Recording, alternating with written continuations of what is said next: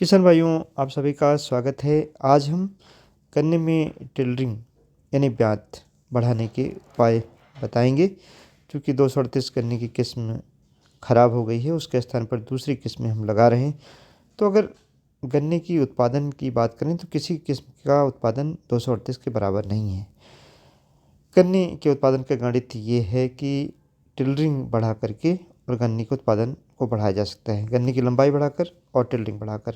गन्ने की मोटाई बहुत ज़्यादा बढ़ाई नहीं जा सकती। ये डिपेंड करती है कि उसका जेनेटिक कॉन्स्टिट्यूशन क्या है। अगर पतली वैरायटी तो पतली होती है, लेकिन लंबाई और नंबर ऑफ टिलर्स सभी गन्ना प्रजातियों में काफ़ी हद तक बढ़ाया जा सकता है। लंबाई को भी बहुत नहीं बढ़ाया जा सकता है, लेकिन जो नंबर ऑफ टिलर्स इनको बढ़ाया जा सकता है, इसका बहुत महत्व है।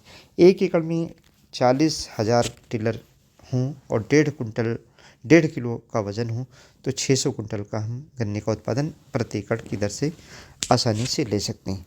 अब ये टिलर्स मिलेबल केन हम कैसे बढ़ाएं?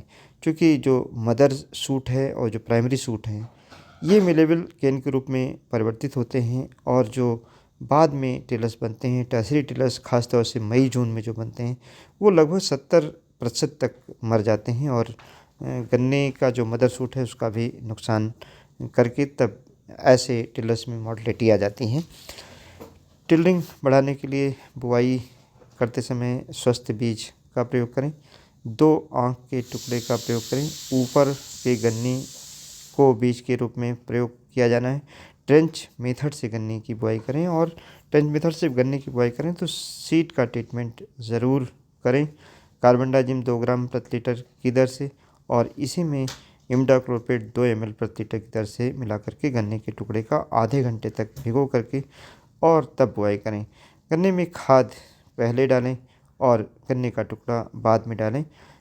खाद की जो मात्रा है उसमें 40 से 45 किलोग्राम तक यूरिया और 40 किलोग्राम म्यूरेट ऑफ पोटाश, 70 से 75 किलोग्राम DAP, 10 किलोग्राम जिंक खेत की आखिरी जुताई पर प्रयोग किया जाना है। बहुत समय ध्यान रखना है कि गन्ने को अगर सिंगल बड से बोते हैं तो गन्ने की आँख ऊपर की तरफ रखनी है। अगर डबल बड से बोते हैं तो गन्ने की आँख साइड में रखनी है। इसका कारण है कि जमाव जल्दी होगा। बोने के बाद नमी बनाए रखनी है, लेकिन केवल 2 अंगुल मिट्टी डालनी है। इसका बहुत बड़ा प्रभाव है। जब 2 अंगुल मिट्टी हम डालते हैं तो गन्ने में जमाव जल्दी होता है और टिलरिंग शुरुआत में हो जाती है। जब टिलरिंग शुरुआत में होती है तो ये टिलर्स जल्दी मरते नहीं हैं, क्योंकि इसमें कोई शेड का कंपटीशन नहीं, छाया एक दूसरे के ऊपर नहीं पड़ती है। टिलर्स आखिरी तक गन्ने के रूप में परिवर्तित होते हैं। अगर टिलरिंग आप एक साथ करा ले जाएं, खासतौर से अभी 118 गन्ने की किस्म है, 13,235 गन्ने की किस्म है, 14,200 में बहुत ज़्यादा टिलरिंग अपने आप होती है, तो ये गन्ने के रूप में परिवर्तित होगी और उत्पादन बेहतर देगी। नंबर 2, अगर आपको लगता है टिलरिंग कम है तो मदर सूट को तोड़ दें। मदर सूट को तोड़ने से ये फ़ायदा होता है कि एपिकल डोमिनेंस ख़त्म हो जाती है, साइटोकाइनिन के कंटेंट बढ़ते हैं, जिसके कारण टिलरिंग बहुत फास्ट होती है। 30 से 35 दिन पर कैल्शियम नाइट्रेट का प्रयोग जरूर करें। कैल्शियम नाइट्रेट एक नाइट्रोजन का ऐसा सोर्स है जिसमें कैल्शियम भी पाई जाती है और नाइट्रोजन भी पाई जाती है, एसिटिसिटी नहीं पाई जाती है, जिसके कारण टिलरिंग बहुत जल्दी होती है। कैल्शियम नाइट्रेट की जो डोज है वह 20 से 25 किलोग्राम प्रति एकड़ की दर से आप 30 से 35 दिन लगाने के बाद प्रयोग कर सकते हैं। अगर आप कैल्शियम नाइट्रेट लिक्विड फॉर्म में लेते हैं तो 3 से 5 ml प्रति लीटर की दर से घोल बना करके और गन्ने के जो पौधे हैं उन पर स्प्रे कर सकते हैं, जिससे टिलरिंग अच्छी होगी। किसान में गोबर की सड़ी खाद जरूर खेत में डालें, क्योंकि इसमें नाइट्रोजन, फास्फोरस, पोटास के अलावा कॉपर, मैग्नीज, मॉलिब्डेनम, बोरान जैसे आवश्यक सभी तत्व पाए जाते हैं और टिलरिंग बेहतर होती है। नंबर 3, ये ध्यान रखना है कि खेत में पानी बहुत ज़्यादा नहीं लगाना है। पानी अगर ज़्यादा लगाते हैं तो जड़ें दूर तक नहीं फैलती और टिलरिंग देर से होती है। इसका विशेष तौर से ध्यान रखना है। गन्ने की जो ट्रेंच है इसको मिट्टी से भरना नहीं है, केवल शुरुआत में 2 अंगुल मिट्टी डालनी है और रूट जोन को बहुत दिन तक आपको बनाए रखना है, 40 से 45 दिन। कोई भी किसी प्रकार की निराई गुड़ाई से बचें, ताकि जड़ों का जो जाल है वह फैल सके।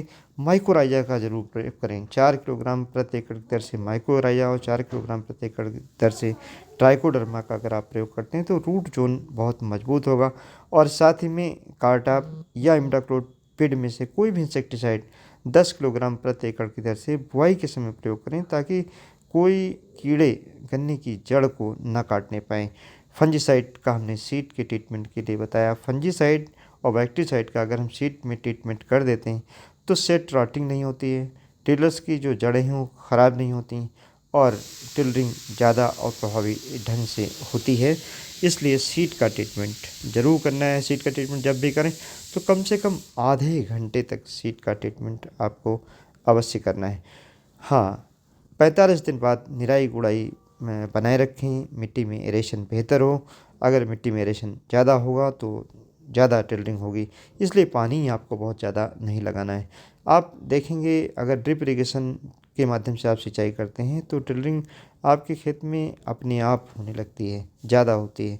पानी ज़्यादा लगाते हैं तो टिलरिंग नहीं होती है। अगर हम उल्टा देखें कि अगर गोल को हम शुरुआत में ही भर दें मिट्टी से तो टिलरिंग हमारी प्रभावित हो जाती है। अभी काफ़ी दिनों से देखा जा रहा है, जो CO0118 गन्ने की किस्म थी, इसमें टिलरिंग ना होने का एक ही कारण था कि किसान भाई पाटा लगा देते थे बुआई करने के बाद। लेकिन जब इसमें मिट्टी कम डाली जाने लगी उसके बाद इस वैरायटी में भी जो टिलरिंग है वो काफ़ी ज़्यादा मात्रा में देखी जा रही है। टिलर्स को बढ़ाने के लिए हमेशा ये ध्यान रखें कि खरपतवार एक 45 दिन के बाद बिल्कुल आपके खेत में नहीं होनी चाहिए। गुड़ाई करते रहें, जिससे कि जो पुरानी सेनाइल जड़ें हैं जो पोषक तत्वों का अवशोषण नहीं कर सकती हैं, नमी का अवशोषण नहीं कर सकती हैं, तो ऐसी जड़ें कटती रहें, नई जड़ें विकसित होंगी, जिससे मिलेबल केन बनेंगे। अब जो मिलेबल केन है इनको बनाए रखने के लिए ज़रूरी है कि गन्ने की संख्या बहुत ज़्यादा ना होने पाए। 1 मीटर की गोल की लंबाई में 18 से 20 गन्ने पर्याप्त होते हैं। अगर सिंगल बड से हम गन्ने की बुआई करते हैं तो 15 इंच की दूरी पर अगर आप बुआई करते हैं तो करीब 18-20 गन्ने 1 मीटर की लंबाई में बहुत ही आसानी से बन जाते हैं। अगर इससे ज़्यादा आपको गन्ने दिखाई पड़ते हैं तो उनको शुरुआत में ही निकाल दें।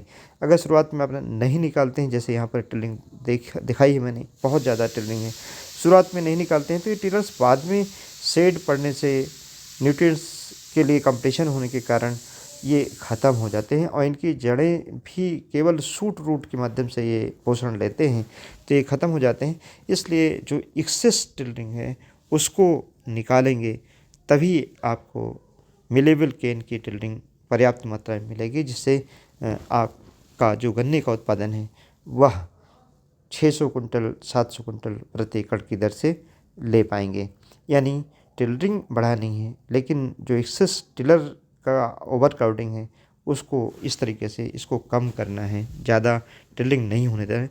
कम टिलरिंग करने के लिए मिट्टी चढ़ा दें। मिट्टी आपको कब चढ़ानी है?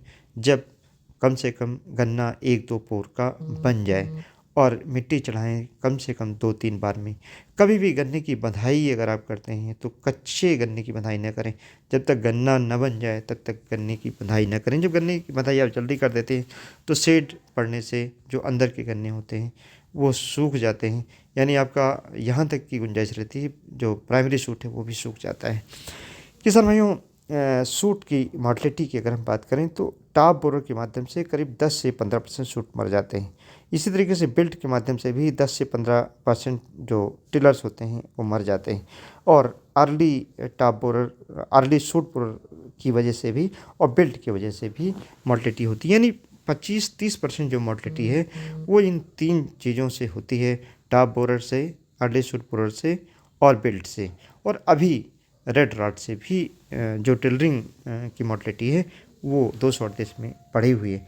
इसलिए फंजीसाइड का प्रयोग, समय से इंसेक्टिसाइड का प्रयोग, ओवर क्राउडेड जो गन्ने हैं उनको निकालना चाहिए, रिमूवल उनका किया जाना चाहिए। और साथ ही में गन्ने में मिट्टी जल्दी नहीं चढ़ानी है, 2 अंगुल मिट्टी डालनी है। ये करेंगे तो